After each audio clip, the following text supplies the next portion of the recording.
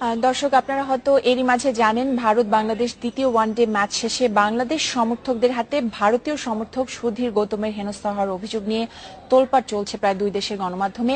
কি হয়েছিল সেদিন সেটা জানতে বাংলাদেশ পুলিশ কথা বলেছে গৌতমের সাথে। এই মুহূর্তে সহকর্মী রেজওয়ানুল হক উপস্থিত আছেন সেখানে, তার কাছ থেকে আমরা বিস্তারিত জানবো। রেজওয়ান, ঘটনা সম্পর্কে গৌতম কি বলছেন আর পুলিশের বক্তব্য কি, আমাদের বিস্তারিত বলুন।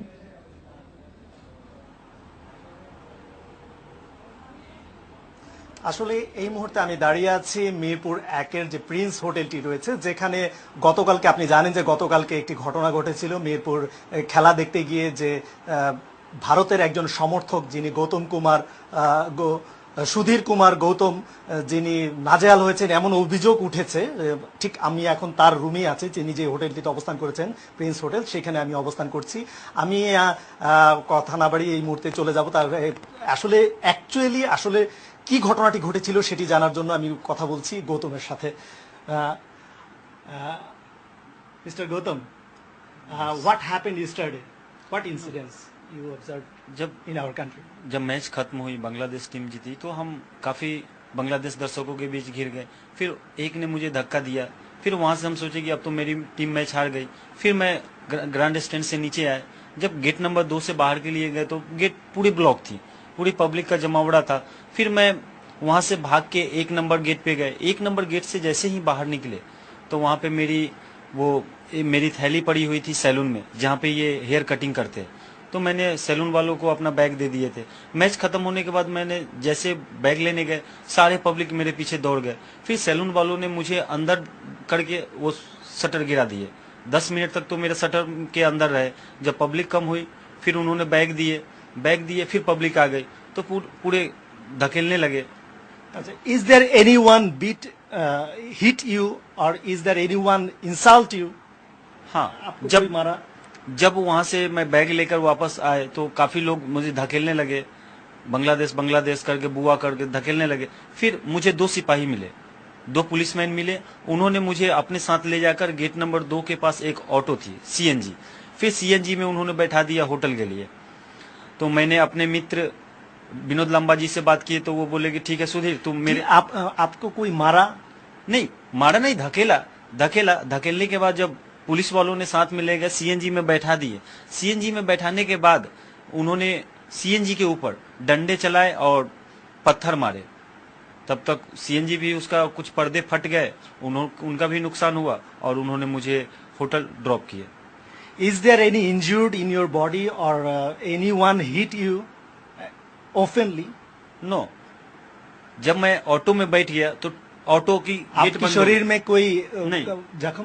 कोई खरोच कोई जख्म नहीं, सिर्फ धकेले फिर उठ गए। लेकिन जब ऑटो में बैठे तो गेट लॉक कर दिए। गेट तो लॉक करने के बाद भारतीय गणमाध्यम जो बोल रहे हैं जो आपको कोई मारा नजर क्या, ये ठीक है कि नहीं, हमें तो पहली बार, ये तो मैं 8वां, ये ठीक है कि नहीं? आपको नहीं आपको कोई नहीं मारा? नहीं मारा, नहीं धकेल दिया। लेकिन नो वन इंसल्ट यू और no one hit your body? No, मेरा पैंट खींचा, मेरा इंडियन फ्लैग आपका खींचा। बॉडी में कोई हिट किया, को मारा? नहीं, हाथ तो उठाया, डंडे भी उठाया, लेकिन मारा नहीं। जब ঠিক जब আপনি যা শুনেছেন যে তাকে শারীরিকভাবে কোনো রকম নাজেহাল করা হয়নি, তিনি একটু ভয় পেয়েছিলেন। তো এই ব্যাপারে আমরা আরো কথা বলছি মিরপুর থানার যিনি এডিসি আছেন মাসুদ আহমেদ, আমি তার সাথে এই মুহূর্তে আবার সরাসরি কথা বলছি। তো মাসুদ ভাই, কালকে আপনারা তো সেখানে ডিউটিতে ছিলেন, তো আসলে কি ঘটনাটি ঘটেছিল এবং গৌতম আপনাদের কাছে এসে জানিয়েছিলেন যে, এবং তিনি যেমনটি বলেছেন যে তাকে কেউ মারেননি, কিন্তু অভিযোগ উঠেছে যে তাকে শারীরিকভাবে লাঞ্ছিত করা হয়েছে, এই ধরনের একটি অভিযোগ উঠেছে। তো এই ব্যাপারে আপনার সত্যতা কতটুকু? সেও ইতিমধ্যে স্বীকার করেছে যে তাকে কেউ শারীরিকভাবে লাঞ্ছন করে, সে ভয় পেয়েছিল এবং দৌড়ে এসেছিল, এই ধরনের ঘটনাটি আসলে ঘটেছে। তো এই ব্যাপারে আপনি কি দেখেছেন এবং কতটুকু সত্যতা আছে? ধন্যবাদ। আসলে কালকে যখন বাংলাদেশ জিতে যায় তখন আপনারা সবাই নিশ্চয়ই দেখেছেন যে গ্যালারি থেকে শুরু করে বাইরে পর্যন্ত সব জায়গায় বাংলাদেশি মানুষের যে আনন্দ আবেগের উচ্ছ্বাস ছাপিয়ে পড়ছিল।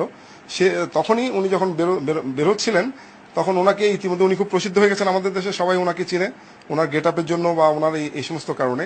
তো সব মিলিয়ে উনি যখন বেরোচ্ছিলেন আসলে খেলা শেষ হওয়ার পরপরই যে আউট গেটটাতে প্রচন্ড পরিমাণ জাম ছিল আপনারা জানেন, এবং উনি যখন বের হয়েছেন তখন মেইন রাস্তাতে সবাই আনন্দ উল্লাস করছিল বিভিন্ন গ্রুপে গ্রুপে।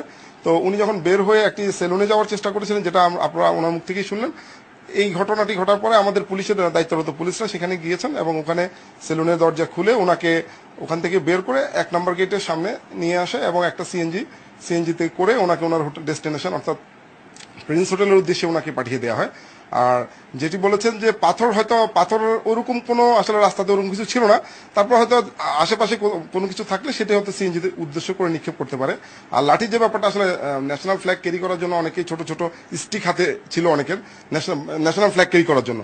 ওগুলো আসলে ওইরকম লাঠি বলা যাবে না, ওটা হচ্ছে ছোট ফ্ল্যাগ ক্যারি করার যে ছোট ছোট স্টিকগুলো, এগুলো দিয়ে যে যার মতো করে ইয়ে করেছে। বাট এটাকে অ্যাকচুয়ালি ওনাকে অ্যাটাক করার উদ্দেশ্য, আমরা যেটা আমাদের যেটা মনে হচ্ছে অ্যাটাকিং উদ্দেশ্য না, আসলে এটা হচ্ছে একটা মানে বাঁধভাঙা যে উচ্ছ্বাস, সেই উচ্ছ্বাসেরই একটি পর্যায়ে এরকম একটি ছোটখাটো একটা ইনসিডেন্ট হয়েছে, যেটা আসলে অনাকাঙ্ক্ষিত একটা বিষয় সেখানে হয়েছে। তো এখানে যে অভিযোগটি উঠেছে যে তাকে লাঞ্ছিত করা হয়েছে বিভিন্ন ভারতীয় গণমাধ্যমে বলা হচ্ছে, তো এই বিষয়টি কি কতটুকু সত্যতা? আমরা তো তার সাথেও কথা বললাম যে তাকে কেউ শারীরিকভাবে কোনো লাঞ্ছনা করেনি, যে তিনি ভয় পেয়েছিলেন বা বাংলাদেশি যারা সমর্থক আছেন তারা উল্লাস করছিলেন, সেই ব্যাপারে আসলে তিনি ভয় পেয়ে সিএনজি নিয়ে চলে আসছিলেন। তো এই অভিযোগটি, যেমন অভিযোগটি বলা হচ্ছে যে তাকে লাঞ্ছনা করা হয়েছে, তো সেই ব্যাপারটি একটু বলেন যে আসলে এটি কি সত্যি, কি তাদের যে অভিযোগটি আছে সেটি কি সঠিক কিনা? এটা আসলে অনেকেই যখন আনন্দ উচ্ছ্বাস প্রকাশ করছিল, উনি যেহেতু হিন্দিতে কথা বলেন, অনেক বাংলা শব্দ আছে যেটি আসলে উনি জানেন না। যেহেতু এখানে অনেকে গ্রুপ করে করে অনেক স্লোগান দিচ্ছিলেন এবং অনেকেই কেউ কেউ তার দিকে আসছিলেন, তো ওনার মনে একটা ভীতির সঞ্চার হতেই পারে, এটা অস্বাভাবিক কিছু না। বাট এটাকে আসলে ওনাকে মারার উদ্দেশ্য করে এখানে আসছে, এটা আসলে আমরা স্বীকার করবো না, বা এরকম ঘটনা ঘটেও নাই। যেটা আমরা ঘটনা ঘটার পরপরই আমরা ওনার সাথে যোগাযোগ করেছি, যে উনি নিজেও স্বীকার করেছেন যে ওনাকে মারা